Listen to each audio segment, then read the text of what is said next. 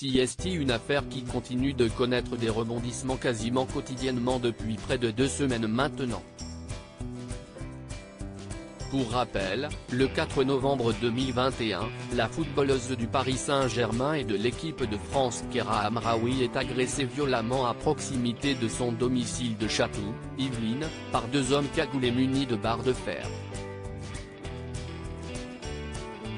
Dans un premier temps, les enquêteurs de la brigade de répression du banditisme de la police judiciaire de Versailles ont mis en garde à vue sa coéquipière et conductrice de la voiture le soir de l'agression, Aminata Diallo.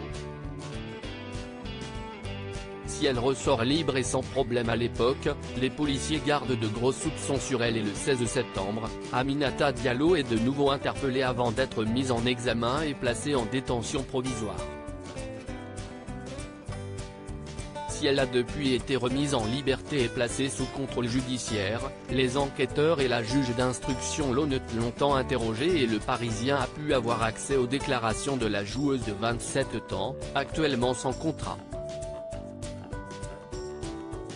Un des éléments qui a fait grand bruit dans le dossier ces dernières semaines concerne une recherche Google qu'elle aurait effectuée quelques jours avant l'agression de Kéra Amraoui pour se renseigner sur la façon dont on peut casser une rotule.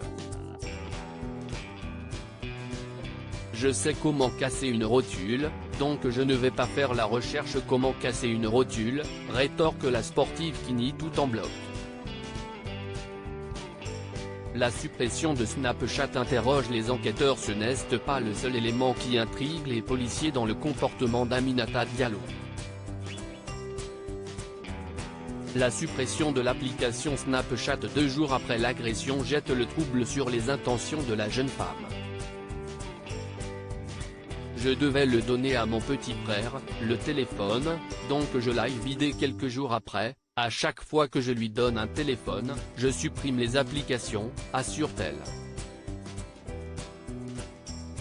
Aminata Diallo se pose donc en victime collatérale dans cette affaire et continue d'indiquer qu'elle est innocente et qu'elle n'a rien à voir avec l'agression de sa coéquipière en club.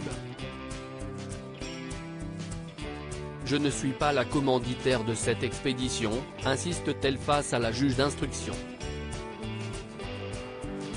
L'article sur les déclarations d'Aminata Diallo est à retrouver en intégralité sur le site du Parisien. Aminata Diallo reste présumée innocente des faits qui lui sont reprochés jusqu'au jugement définitif.